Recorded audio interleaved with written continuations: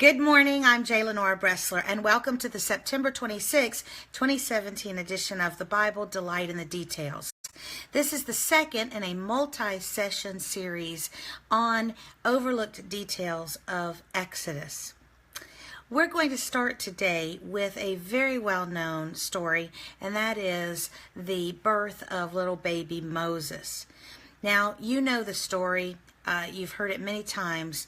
The Pharaoh was frightened of how quickly the Israelites, these people, these shepherds who had been in his nation for hundreds of years, were growing at such exponential rates. And he decided that he was going to have the male babies killed. And he told the midwives to kill them at birth if they were boys, but the midwives feared the Lord and would lie and say, oh, these Hebrew women, they're in such good shape that they just push out those babies before we even get there. And so then Pharaoh said he wanted the babies, the male babies, drowned in the river. And of course the river they're talking about is the Nile. And little baby Moses, his mother comes up with this idea about putting him in an ark, that's the actual word, an ark, and floating him down the Nile. And then his older sister, Miriam, goes running after to see what's going to happen. And of course, we know what happens. The little basket is observed by the princess. This is the Pharaoh's daughter, as she is bathing. Apparently this is all rigged up so that that's exactly where it's going to go, is to her. And she opens it up and she adopts the baby, basically. Now, I don't know about you, but for me, this has always been a very odd plan. I mean, first of all, you're going to send a clearly Hebrew baby in a basket directly to the daughter of the man who said, drown them in the river. I mean, wouldn't you be afraid that this dutiful daughter would open up this basket, see this baby, take it out, and drown it right there, in obedience to what her father had commanded would be done? You know, we cannot be didactic about this, but I would like to offer a thought about this. Everything in the Old Testament, as we talked about yesterday, we should view it as, how is this some kind of a precursor or a harbinger of things to come?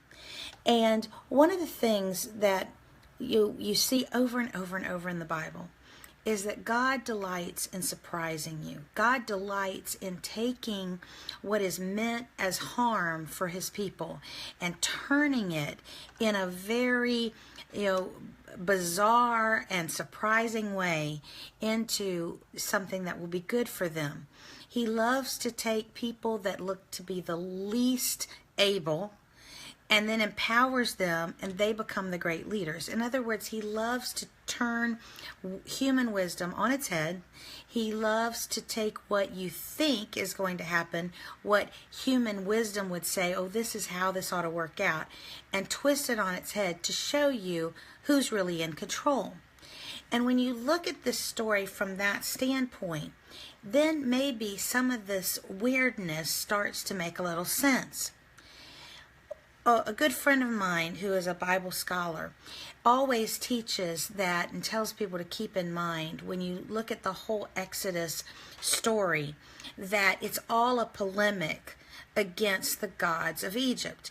You see, the Egyptians were not just polytheistic. It's not just that they believed in a lot of gods, but they were also pantheistic. They thought that all of nature was imbued with God and gods, and that's why all of their gods were in the form of animals and took the form of things of nature. That's why, different animals had birds' heads and cows' heads and cats' heads and stuff like that. And so we know that when the plagues came, those plagues were specific so that the Egyptians would understand that a god that was associated, say, with frogs or with gnats or what have you, was being attacked and could not do anything to protect his worshipers. That Yahweh, the Hebrew God, was greater than the Egyptian gods. Well, in that same vein, think about this. The Nile itself was worshipped as a god. You've probably heard the statement that Egypt is the gift of the Nile. The god of the Nile was associated with life, with birth, because that is what gave the nourishment and the ability of the whole country to survive. So a thought would be that when Pharaoh, in his warped, paranoid thinking, when he became so desperate that he said, we're going to drown babies in the Nile, that was itself an act of almost heresy against his own gods. You don't drown people in the God of life. You don't, I mean, that would have run counter to the way that the Egyptians would have thought. So it might have been that the very fact that he had issued that instruction would have been appalling in some ways, even to his own people, because you're going to use a god, the Nile, associated with life bringing and life giving, to take life. That would have been very odd, to say the least. So then you ask yourself, well, what would it mean to this princess to have a baby boy being brought to her, apparently supernaturally, on the waters by the Nile, by the bringer and giver of life?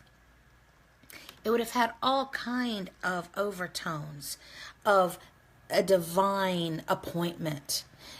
It would have had all kind of mythical and mysterious connotations to her. And so to hurt that baby would, yes, it might have been in conjunction with what her father told her and what her father had wanted, but it would have run counter to what she had been brought up to believe with regard to the gods of the Nile. It's a fascinating plan, because it's only when you really start thinking about what did the Nile mean to the Egyptians that perhaps we realize that Miriam's plan was not so crazy after all. Crazy like a fox.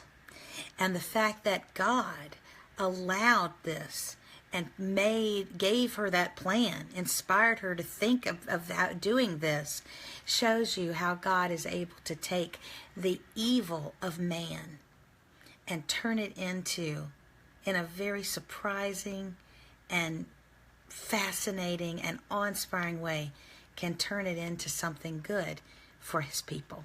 Something that's good for all of us to remember in this world in which we live, where things can be bad, when evil does exist, and when sometimes we are the victims, or at least the target of those evils. God can go around it, can use it in amazing ways to protect and preserve his people. I'm J. Lenora Bressler. Visit me for another edition of The Bible, Delight in the Details. Have a great day.